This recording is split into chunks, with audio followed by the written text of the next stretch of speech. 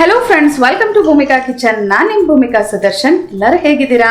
ಎಲ್ಲರೂ ಚೆನ್ನಾಗಿದ್ದೀರಾ ಅಂತ ಭಾವಿಸ್ತಾ ಇವತ್ತು ತುಂಬಾ ರುಚಿಯಾಗಿರುವಂತ ಬದನೆಕಾಯಿ ಪಪ್ಪು ಸಾರು ಮಾಡೋದು ಹೇಗೆ ಅಂತ ತೋರಿಸ್ತಾ ಇದ್ದೀನಿ। ಇದಂತೂ ಎಷ್ಟು ರುಚಿಯಾಗಿರುತ್ತೆ ಗೊತ್ತಾ? ಆಲ್ ಇನ್ ಒನ್, ಎಲ್ಲದಕ್ಕೂ ಸೆಟ್ ಆಗುತ್ತೆ। ಮುದ್ದೆ, ಅನ್ನ, ಚಪಾತಿ ಎಲ್ಲದಕ್ಕೂ ಈ ಸಿಂಪಲ್ ಆಗಿರುವಂತ ಸಾರನ್ನ ಮಾಡೋದು ಹೇಗೆ ಅಂತ ತೋರಿಸ್ತೀನಿ ಬನ್ನಿ। ಕುಕ್ಕರ್ ಒಳಗಡೆ ಅರ್ಧ ಕಪ್ ತೊಗರಿ ಬೇಳೆನ ಒಂದು 20 ನಿಮಿಷ ನೀರಲ್ಲಿ ನೆನೆಸಿಟ್ಟಿದ್ದೆ, ಹಾಕೊಳ್ತಾ ಇದ್ದೀನಿ। 1 ಟೀ ಸ್ಪೂನ್ ಎಣ್ಣೆ, 1/4 ಟೀ ಸ್ಪೂನ್ ಅರಿಶಿನ, ಹಸಿಮೆಣಸಿನಕಾಯಿ ಖಾರಕ್ಕೆ ತಕ್ಕಷ್ಟು 7 ರಿಂದ 8, ಬೆಳ್ಳುಳ್ಳಿ 7-8 ಪೀಸಸ್, 1 ದಪ್ಪ ಸೈಜ್ ಟೊಮೆಟೊ, 1 ಈರುಳ್ಳಿ, ಮೇನ್ ಇಂಗ್ರೀಡಿಯೆಂಟ್ ಉದ್ದದ ಬದನೆಕಾಯಿ 4 ದಪ್ಪಕ್ಕಿರೋದನ್ನ ತಗೊಂಡಿದ್ದೀನಿ, ಉದ್ದುದು ಕಟ್ ಮಾಡ್ಕೊಳ್ಳಿ।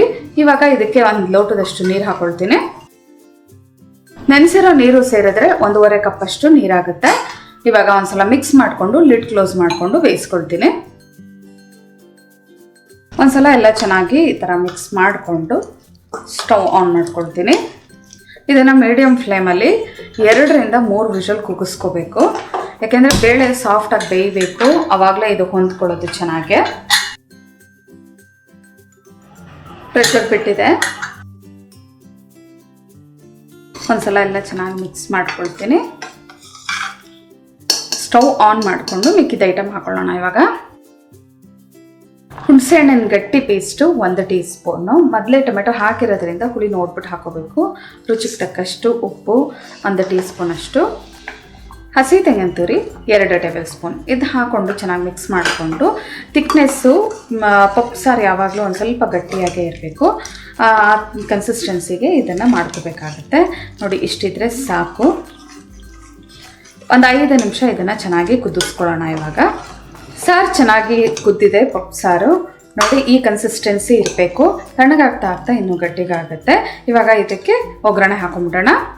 ಈ ಪಪ್ಪು ಸಾರುಗಳಿಗೆ ಯಾವಾಗಲೂ ತುಪ್ಪದ ಒಗ್ಗರಣೆ ಹಾಕೊಂಡ್ರೆ ತುಂಬ ರುಚಿಯಾಗಿರುತ್ತೆ। ಒಂದು ಚಿಕ್ಕ ಬಾಣಲಿ ಒಳಗಡೆ 1 ಟೇಬಲ್ ಸ್ಪೂನ್ ಅಷ್ಟು ತುಪ್ಪ ಹಾಕೊಂಡಿದ್ದೀನಿ, ಒಂಚೂರು ತುಪ್ಪ ಕಾಯ್ತಿದ್ದ ಹಾಗೆ ಸಾಸಿವೆ ಹಾಕ್ತೀನಿ। ಸಾಸಿವೆ ಸಿಡಿಯೋದಕ್ಕೆ ಶುರು ಆಗಲಿ। ಸಾಸಿವೆ ಸಿಡಿಯೋದಕ್ಕೆ ಶುರು ಆಗ್ತಿದ್ದ ಹಾಗೆ 2 ಬ್ಯಾಡಗಿ ಮೆಣಸಿನಕಾಯಿ, ಕರಿಬೇವಿನ ಸೊಪ್ಪು 1 ಕಡಿಯಷ್ಟು ಎಲ್ಲ ಚೆನ್ನಾಗಿ ಮಿಕ್ಸ್ ಮಾಡ್ಕೊಂಡ್ರೋಣ। ಈ ಒಗ್ಗರಣೆ ತೆಗೆದು ಸಾರೊಳಗಡೆ ಹಾಕ್ತೀನಿ। ಇವಾಗ ಈ ಕುದಿತಾ ಇರೋ ಸಾರೊಳಗಡೆ ಒಗ್ಗರಣೆ ಹಾಕ್ತೀನಿ, ಒಂದ್ಸಲ ಎಲ್ಲ ಚೆನ್ನಾಗಿ ಮಿಕ್ಸ್ ಮಾಡ್ಕೊಂಡ್ಬಿಡ್ತೇನೆ।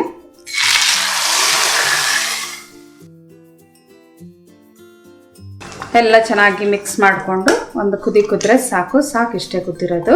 ಸ್ಟವ್ ಆಫ್ ಮಾಡ್ತಾ ಇದ್ದೀನಿ। ಸರ್ವ್ ಮಾಡೋದಕ್ಕೆ ಬಿಸಿ ಬಿಸಿ ಬದನೆಕಾಯಿ ಪಪ್ಪು ಸಾರು ರೆಡಿ ಇದೆ ನೋಡಿ। ಈ ಆಂಧ್ರದಲ್ಲಿ ಪಪ್ಪು ಅಂತ ಹೇಳ್ತಾರೆ, ನಮ್ಮಲ್ಲಿ ಬದನೆಕಾಯಿ ಬೇಳೆ ಸಾರು ಎಷ್ಟು ರುಚಿಯಾಗಿದೆ ಅಂತ ಅಂದರೆ ಬಾಯಿ ಹಾಕೊಂಡು ನೋಡ್ತಿದ್ರೆ ಇನ್ನೊಂಚೂರು ಬೇಕು ಅನ್ನಿಸ್ತಾ ಇರುತ್ತೆ। ಮುದ್ದೆ ಜೊತೆ, ವೈಟ್ ರೈಸ್ ಜೊತೆ ಒಳ್ಳೆ ಕಾಂಬಿನೇಷನು। ನೀವು ಕೂಡ ಈ ಬದನೆಕಾಯಿ ಪಪ್ಪು ಸಾರನ್ನ ಒಂದ್ಸಲ ಟ್ರೈ ಮಾಡಿ, ಹೇಗಿದೆ ಅಂತ ನನಗೆ ಕಮೆಂಟ್ ಬಾಕ್ಸಲ್ಲಿ ತಿಳಿಸ್ಬೇಕು। ಇವತ್ತಿನ ಈ ವಿಡಿಯೋ ಇಷ್ಟ ಆದರೆ ಲೈಕ್ ಮಾಡಿ, ಶೇರ್ ಮಾಡಿ। ಯಾರೆಲ್ಲ ಇನ್ನೂ ಭೂಮಿಕಾ ಕಿಚನ್ಗೆ ಸಬ್ಸ್ಕ್ರೈಬ್ ಆಗಿಲ್ಲ ಆದಷ್ಟು ಬೇಗ ಸಬ್ಸ್ಕ್ರೈಬ್ ಆಗಿ। Thanks for watching.